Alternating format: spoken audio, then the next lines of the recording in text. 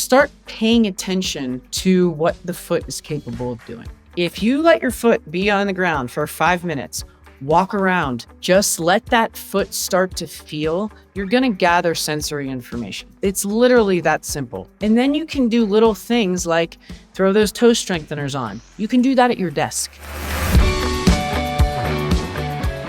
So you've talked before on this show about the link between foot strength and longevity.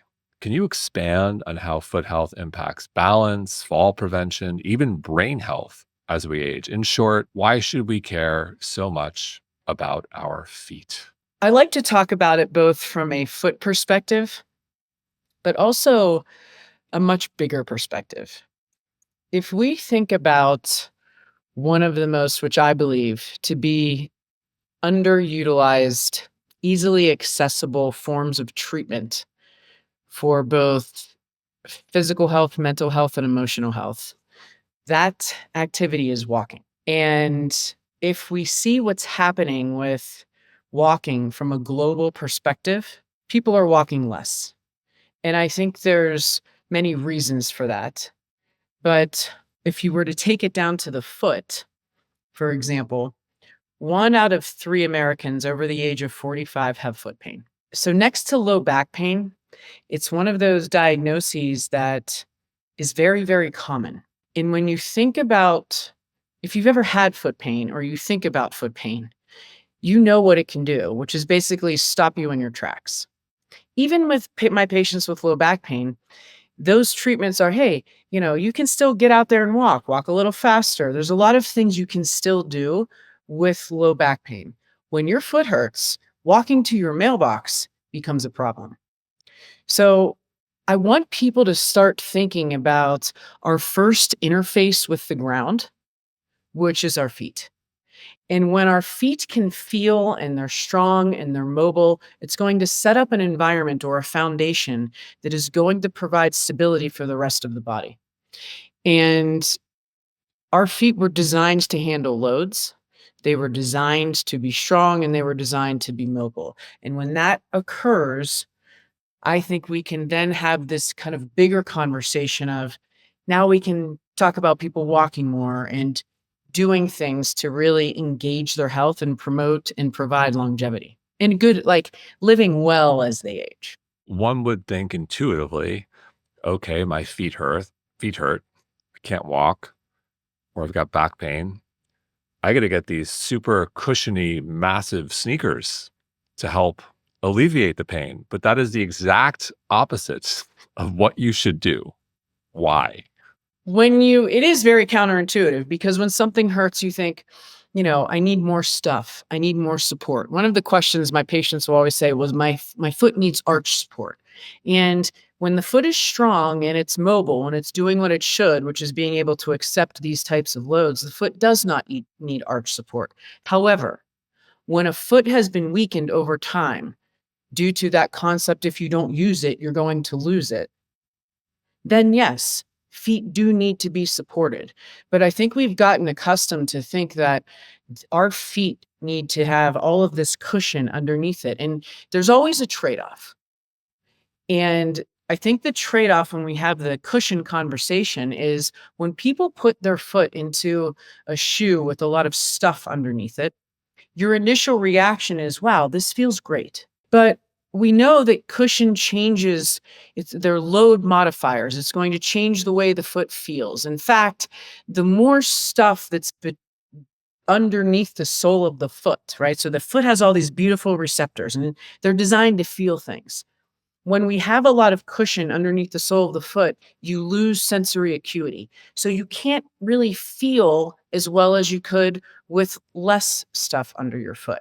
So if we wanted to talk about that from a balance perspective, for example, I want to be able to feel if I want to balance.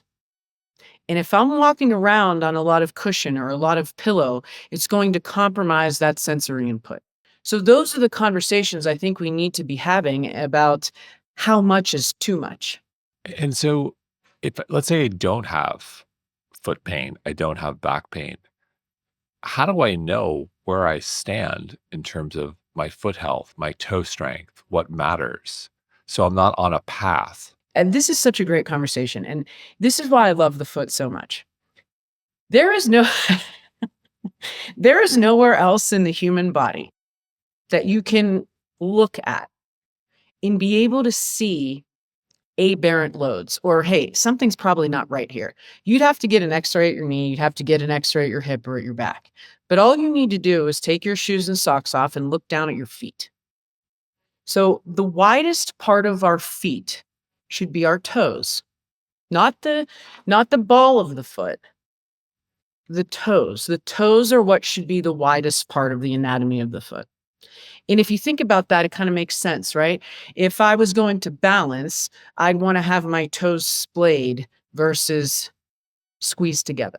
So when we think about that from a shoe perspective, the shoe should respect the anatomy of the foot. But a lot of people, when I look down at their foot looks more like a shoe instead of a foot. I have many patients when they take their shoe off that it looks like their toes are kind of tapered in the form of a shoe. So that in itself, I'm like, okay, this doesn't look correct. You can also start to see things like bunions. So a bump on the inside of the big toe, or a tailor's bunion on the outside of the little toe. Things like hammer toes or clawing of the toes. When you see those things, we know that bunions and hammer toes increase the risks of falls as we age. And if people have those out there and you have them on one side, for example, versus the other, try balancing and you will see that the side that has these structural changes is more difficult to balance. So that's where we can start to look down at our feet and go, something doesn't look right here. Well, especially if you think about, we've talked about falls a lot and what falls lead to, all things you don't want, including premature death. Falls happen walking downstairs, not upstairs. And so when you're walking down, your toes are leading the way. And so I'm like, it kind of makes sense. You want wide, strong toes because that's going to be your center of gravity versus weak, narrow toes. And then if you back up to the shoe, you don't want cushion at the heel. You want the zero drop, which is essentially even distribution between heel and toe. It doesn't necessarily mean zero padding. It means the drop between the heel and the toe. You could have lots of padding, but the weight is evenly distributed. And I'll let you, you're the expert. Well, there's so many things that we can talk about with that little statement there. Walking downstairs, for example. So this is kind of one of the assessments I like to do with my patients, just so they can get to feel their foot. So I'll have them stand up, face a wall with their feet on the ground. And then I want them to lean into the wall as close as they can, not like hinging at the hip, so their body would stay straight. And what do they feel? What's stopping them from smacking their face up against the wall? And the first thing that they should feel when they do that is their toes engaged to the floor. And that's important. So it's giving us, strength and awareness of our bodies in space. When we're walking down a stair, for example, we need strength of the foot. We need strength of our bodies to be able to control this deceleration. We need good ankle mobility. So when we talk about the shoe being at this zero drop, if you will, so the heel and the toe sit in the same plane, I always tell my patients, I want your bodies to work a little bit. I think we live in a society where like comfort is king. And, we need to realize that the more a shoe is doing for us, the less we have to do. So if you don't use your foot, you're going to lose some of its function. So while a zero drop shoe might be difficult for some people to wear initially, it is something we want to work towards because now I know that the body is in a position where it's doing more of what it was designed to do, which was to have that foot on the floor, to have the toes splayed within the shoe. And I think those are kind of low-hanging fruits when it's like, okay, when we talk about longevity, we can get, it gets a little overwhelming. I have to eat this amount of protein and I have to do this and I have to do that and I have to cold plunge and sauna. And so when we think about our feet, make it easy on yourself. Simply wear a shoe where your foot has to work a little bit. And I think that's not a very big ask. Now, that might take some time in some transition because we've all been walking around in shoes, frankly, that have, changed the function and structure of our feet. But I think in the long run, if we stick with something like that, it can have profound impacts on our health and longevity.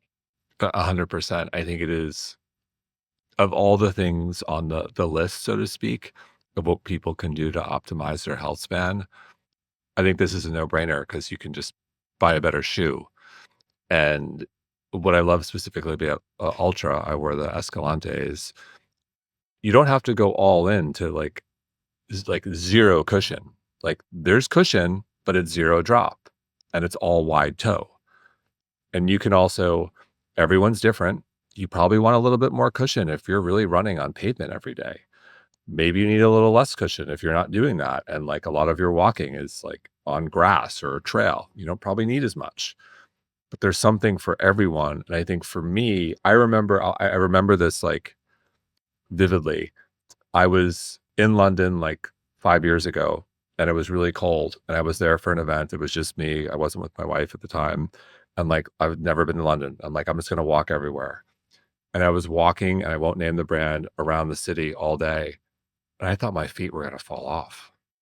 Like it was the cold, it was the shoe, it was everything. And I'm just like, I don't understand what's going on here. Like my feet feel terrible. Like this is painful and I'm in good shape. Like I'm an athlete. And I'm like, what is happening? And suffice to say, I made the switch. I moved to zero drop wide toe. That has never happened since then. And I am a walker. There are some days I'll probably do 20,000 steps. I'm all over the place. And I've never felt that way. And I think there are a lot of people, it's like all it takes is just making a better choice of what you're going to buy. I mean, you bring up so many good points there. You know, my kind of mission is to get people to, like I said, the overarching theme is to get people to walk more and to stay active. And that a lot of that comes from the health of the foot. And so when we have this conversation with footwear, my number one goal is most of us are coming from traditional footwear where there's a lot of bells and whistles. So if we want to transition people into more functional footwear where their foot can start to function better, a lot of the times we cannot have the conversation where you're going from your traditional shoe into a minimal shoe, which is defined as, in my book, wide toe box, zero drop, but a very thin and flexible sole. For those of us who have been wearing functional footwear for a long time, there are times when that thin and flexible sole, like you just mentioned, is too thin when we're walking on pavement, when we have long mileage. It's like the waffle shoe that's meant for, if you're running the 100. Yes. I mean, when I have a similar story. I am in New York City a lot, and I went to a museum and I was walking around a museum for many hours. Now that's a different gait. It's slower gait, right? And I had on a very, very thin pair of shoes. And I've been doing this for a long time. And towards the end of that day at the museum, I was like, man, I would love a little bit of cushion underneath my foot right now. Now, that doesn't mean I have to go into narrow toe box and, 8 to 10 millimeter drop. I can stay zero drop. I can keep my toes splayed, but that's when it's nice to be able to dance along the spectrum of stack height. So it's like having the least amount of cushion necessary to complete the task. So even just a little bit can carry you a long way when your foot starts to improve its function. I love Ultra. Love, love, love. Changed my life. So I want to talk about toes more. Are all toes created equal?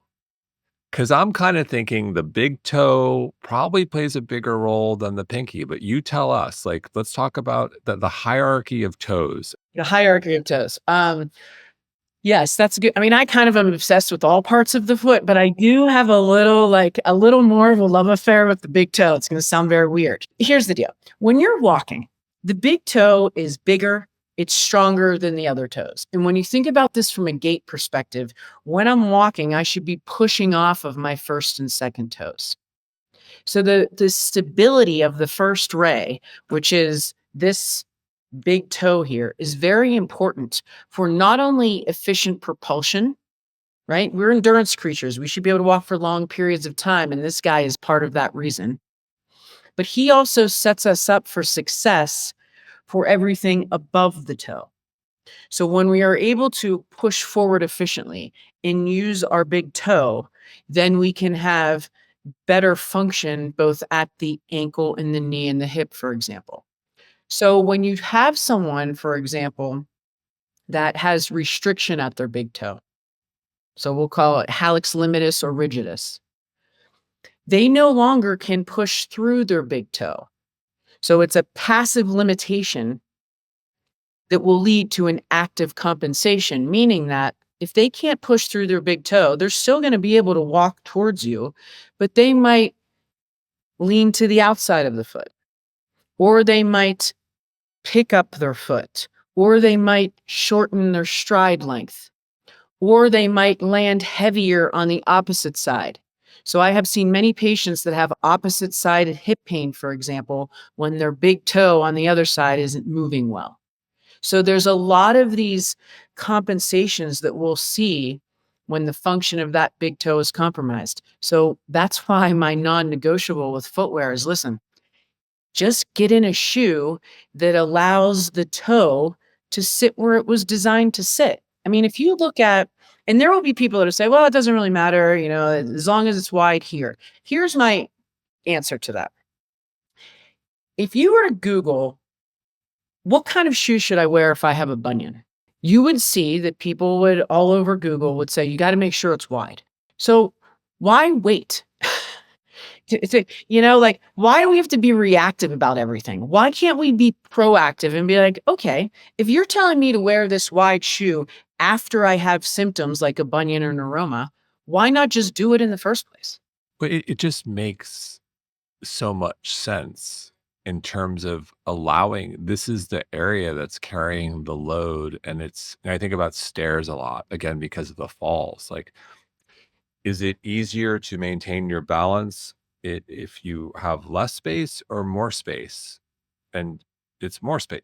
More space. Like everyone will opt for more space. You go wider for balance, not narrower. That's more difficult. And the last thing they want so in terms of, so on toe strength, something I've offline with you, and I think this is like, I think I also want everyone to like, everyone's going to the gym, they're doing resistance training, but are you working on your toes? That's the other takeaway. It's something I started to do, like calf raises, but on an incline, and it's a toe exercise. Although you're working your calves, your Achilles, that whole area, but like you're really leaning on your toes.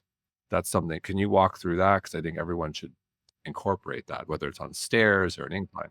More people, especially in gym settings, strength training with either socks on or minimal shoes. That's when that thin, flexible sole, I think, is important. Because when we start adding loads to our body, which we should all be doing, that foot needs to feel, and we need a very strong, stable foundation. When you wear a shoe or barefoot in the gym, for example, the foot, when you're doing a deadlift, for example, if your body is positioned in the right place, that foot is a very, very big player in not only creating strength, but power from the ground up. So if you were to just load the middle part of your foot, right, and let this foot kind of lengthen and you hold there, you will feel this foot engage. The muscles of your foot should engage. They should start to fatigue if you can engage appropriately. So I think even in that setting, it's an opportunity for us when we're just doing even static motions to strengthen our feet. And then when you talk about the intrinsic muscles of the foot, so those are the ones that live within the foot. The second that heel comes off the ground, those intrinsic muscles engage, right? They help with forward propulsion. So things like calf raises, sled pushes, farmer's carries, all of those things are excellent at loading the foot and strengthening our feet.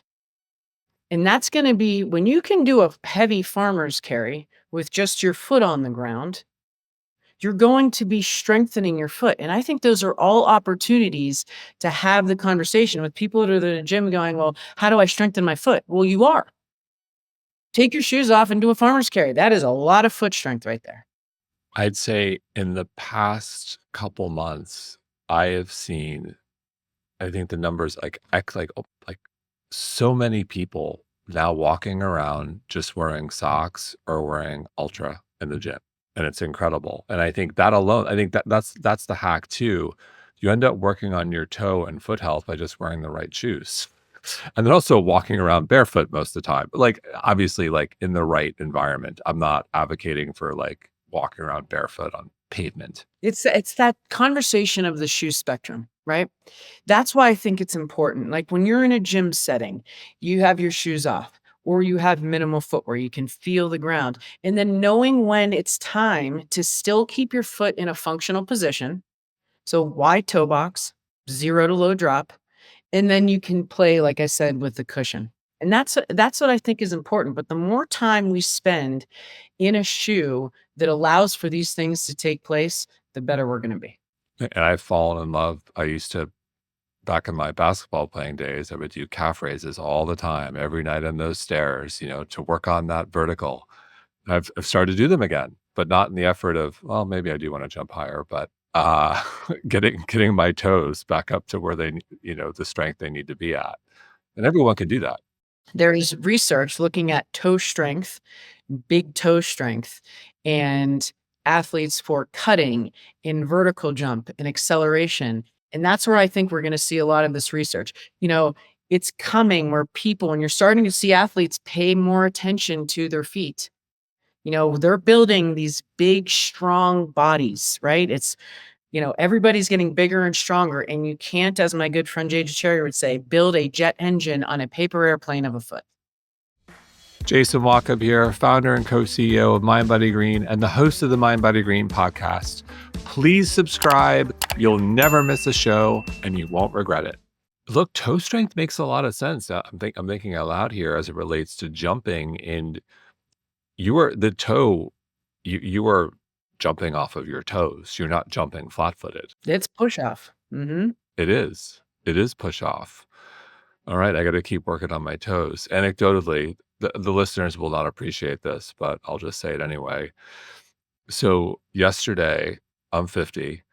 Our daughters are playing basketball, and we're at the gym. So I've started to play a little basketball with them. And I haven't tried this in years, but I was like, I'm going to see if I could still dunk. And I could still dunk. It's impressive, sir. Thank you. Part of me was like, I don't know if I'm depressed because this used to be a lot easier and I could jump a lot higher, or I'm happy that I could still do it. Like I have mixed emotions here. Be happy you can still do it. I could still dunk. Like I turned 50, with us airs, I'll be 51 in a month. But thinking about it, it's like maybe it's the toe exercise I've been doing. That's It's the secret sauce. That's what I keep telling all my athletes. You know what I mean? Like it's the secret sauce. Like some of these guys I work with and women, they're so good at what they do. And when I jump down to their lower extremity and start looking at testing their toe strength, they're using like 75% of their bodies. And I'm like, listen, if you start focusing on this other 25% below the knee, imagine what the possibilities are. And I've talked to a lot of these, guys that are in the NFL, for example, and I'll ask them like what their training programs were when they were in college, for example, or, did you focus on your calf strength or your foot strength? And it is 0, if any. And I find it to be fascinating. And I think that, you don't want to make any assumptions, right? But if we started paying attention to the foot and to the ankle and to the lower leg more, I think that we'd see some things change. like we're in the category where people make wild assumptions every day, Courtney. How about it? What do you want to? The wilder the assumption, the more people, the more airtime we'll get. Let's go for it. Not how we operate, but so on that, is there, so in the same way you mentioned grip strength, and I think more people are becoming attuned to that. And there's like all sorts of gadgets you could buy. They're like party favors, best your. Is there a toe strength gadget? Is there a toe strength party favor that we can all have at our next, fun longevity event to measure how strong our toes are? So there are a couple gadgets. For assessment, they actually have a dynamometer. It's like this little, it looks like a credit card. And you can actually assess how strong your big toe is versus how strong your lesser toes are. And when you look at the science behind that, we should be able to produce a good amount of strength coming out of our big toe. Now, clinically, we've seen an average of about 10% of body weight, but some of the research will say those numbers can be much higher coming out of your big toe. And then out of the lesser toes, it's less. And typically we try to shoot for about 7 to 8%. A lot of my patients cannot do that. They'll compensate. So they'll try to like toe grip, or I'll ask them where they feel strength in their foot when they try to engage their toes, and they're just feeling it in the wrong place. So that is kind of a good assessment. And then, pain is a poor objective measure. So I like using It's too late. I don't want pain.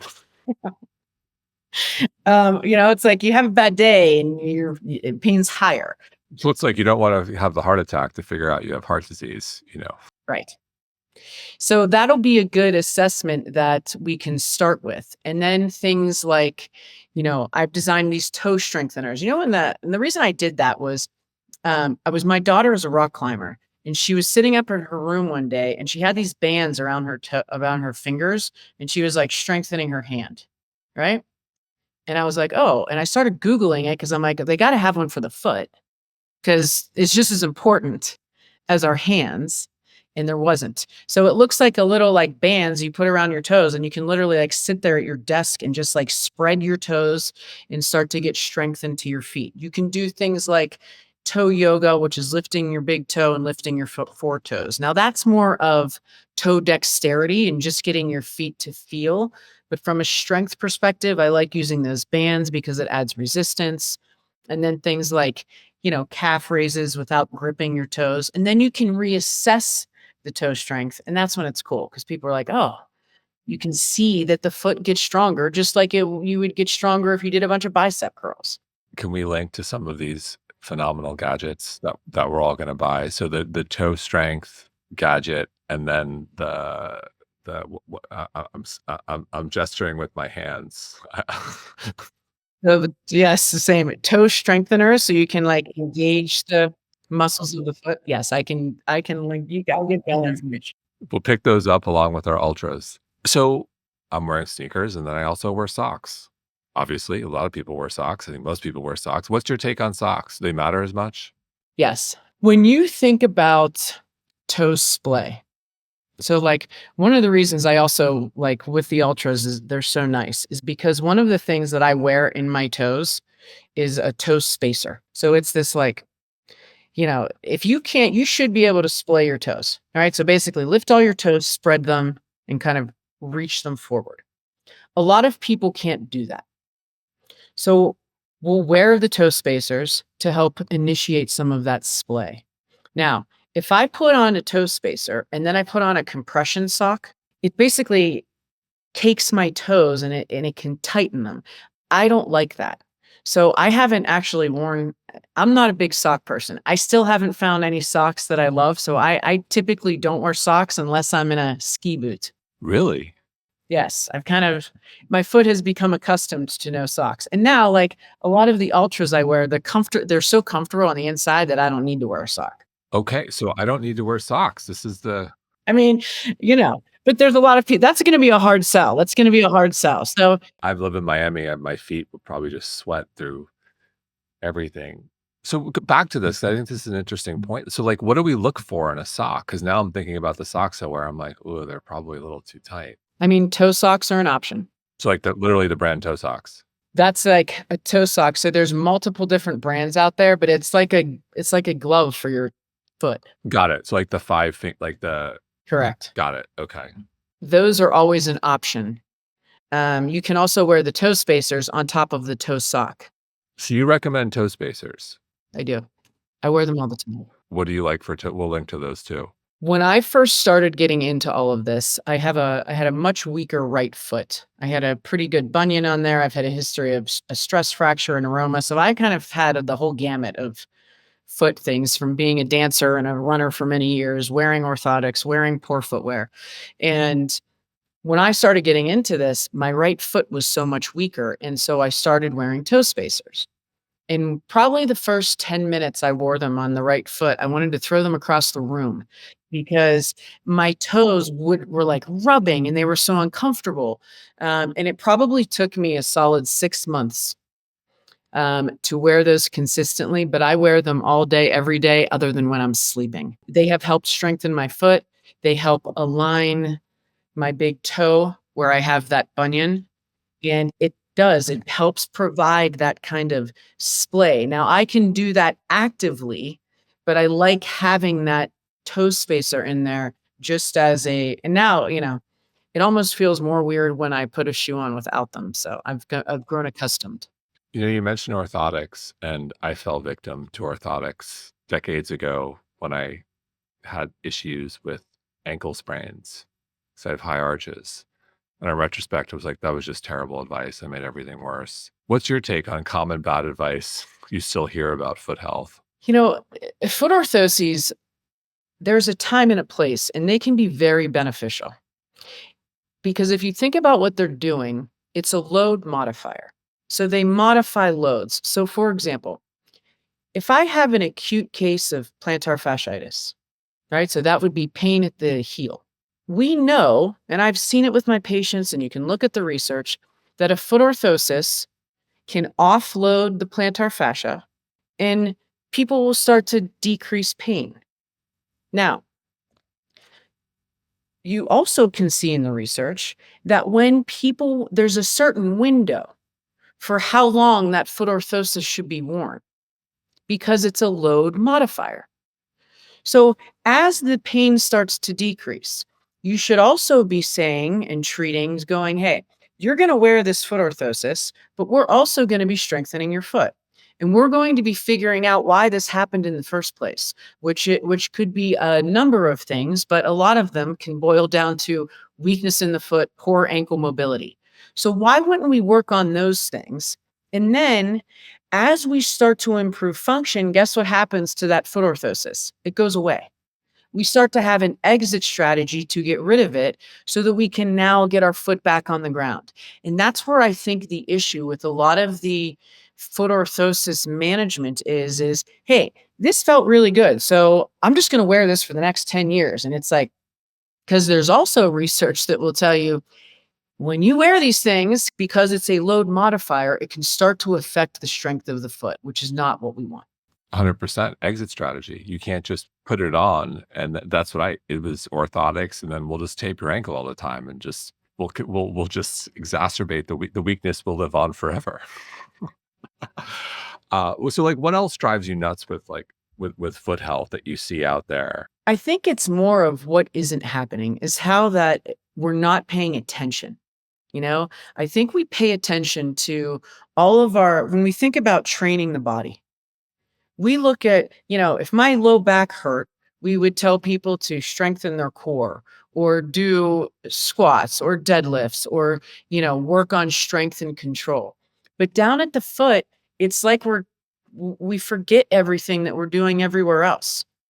And so I think if we were to think of how we can rehabilitate the foot like we would rehabilitate a low back or shoulder injury, then we start to think of things a little bit differently. So that's one of the things where I'm like, we just need to take our knowledge and apply it also to the foot, because when we ignore the function of the foot, it not only affects today, but I do think that conversation of longevity, and again, if we get back to the whole walking conversation, you're going to run into a problem. And I think it's a very low hanging fruit, getting into the right type of footwear. I mean, that's one of the things, like when I watch people and I talk to people all day long about this stuff. So I'm like, clearly I am starting to see more functional footwear out there.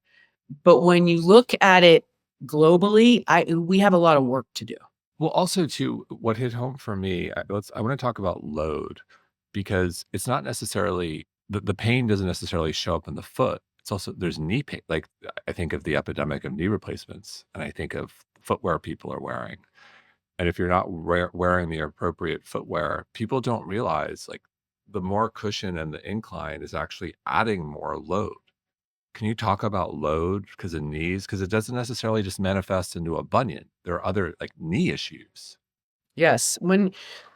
If you think of when we're walking, for example, this heel bone, our calcaneus, is was designed. It's a very good shock absorber from the calcaneal fat pad that sits over the bone. So there's a lot of proprioceptors or receptors in the foot that give us information. So, for example, if I was walking and my heel strikes out in front of me and I landed too heavy, or I was overstriding and I hit too hard, what would I do? I'd back off because my body is telling me, hey, you're landing too heavy. Walk a little softer. Maybe bring your foot a little closer to your center of mass. It gives us information on loads, right? Move a little differently. Now, when I start screwing around with the information that I can receive from that, I can't feel as well. So, for example, I could start walking or running and overstriding and hitting hot and heavy on a heel that I don't have that information. And when that happens, we can have more loads going up into the knee, hip, and the low back, for example. And it's a multiplication in terms of the impact. What is it? 5x, 10x? Like When you're running, for example, there's parts of your foot that take on 10, 11 times your body weight. So the foot was designed to handle these loads. And cushion's going to alter those mechanics. It can accelerate some of the motions of the foot, for example. So one of the kind of so if you're a woman who's 100 pounds and you're running, that's 1,000-pound load. lots of loads going through the foot. But the cool thing is our foot was designed to handle them. This foot was designed to handle those loads because of how strong it is and the muscles and the way that the foot can absorb these forces. But again, if you don't use it, you're going to lose it. And that's why I think we start to get these diagnoses and pain in the foot. And then our solution is, well, there's a bunch of footwear out there now that can basically run for me. And I think that's you know, I always say the footwear is the icing on the cake. We have to pay attention to what we're putting in the shoe, and that is strength and mobility and function of the foot. And then the shoe is just, if you look at original footwear, it's for protection. It was not to walk for us. And so we got to start switching our kind of thoughts about all of that because when the shoe rockers for you and it pushes you forward or it starts to help make things a lot easier, nobody gets a free lunch, Jason. So eventually someone's going to pay the price for all of this free motion. And, it ends up being you. How do you think about women think of pregnancy, menopause? What should they be thinking about in those two times in their life as it relates to anything different from what we discussed? I mean, I was having this conversation when I was teaching yesterday too. If we prepare ourselves for anything, the better outcomes we're going to have. So what I mean by that is with women, I want to encourage women to, even if they aren't pregnant or they plan on being pregnant, when you take care of these things prior to, then when you do get pregnant, your body, your feet are ready to go. Because I've had many patients who, I've started with who were not pregnant and then they got pregnant and it's same story. There are more loads, but when the foot can get stronger, then they can handle those loads. Now, unfortunately, a lot of us don't have that opportunity. So when women do get pregnant, they especially have to make sure because the foot is going to start to splay, right? So that wide shoe is not also a non-negotiable because I want the foot to be comfortable. And those are times where we're saying, hey, let's do these foot exercises. And if I need to, for a short period of time, we will implement some type of foot orthosis if it's necessary, because what is my primary goal? I want people walking. When you're pregnant, for my mental sanity, I was like, I got to get outside and take a walk. So those, I think, are the conversations that we have. Where are you before? How well and strong is your foot moving? And then you kind of work through. But there's always ways to work with that. And what about kids? I always say if we put kids in the right footwear, you'd put me out of a job because it really shouldn't be a difficult conversation. If when kids' feet are developing, if the kids wanna every kid on the planet rips their socks off because they wanna, like, feel the ground, their little brains are developing, and a lot of that sensory input is helping that. So, especially as the child's foot is developing, keeping them in footwear that's more flexible, that has width to it, is going to make an impact not only on development, but down the road. And so I think and more brands are coming out with footwear that respects the anatomy of the kid's feet. And so, in closing, let's say I have 5 minutes a day, bought my ultras, I bought some of the gadgets. What should we absolutely do? I think the first thing is letting your foot feel the ground. And I think that's a conversation that I will have with my patients that are 12 versus 85 years old. If you let your foot be on the ground for 5 minutes, walk around, just let that foot start to feel, you're going to gather sensory information. It's literally that simple. If you were to take your shoes off and walk around for 5 minutes a day with letting your foot feel the ground, it's not long enough to incur any type of, if people are like, well, I have all this heel pain, start with a couple minutes, but just start to let your foot feel the ground. That would be probably the lowest hanging fruit. And then you can do little things like throw those toe strengtheners on. You can do that at your desk. You know, start paying attention to what the foot is capable of doing. Amen. Always a pleasure, Courtney. Thank you so much. We'll have to have you back. There's a lot of other questions I have, but thank you. Thank you so much.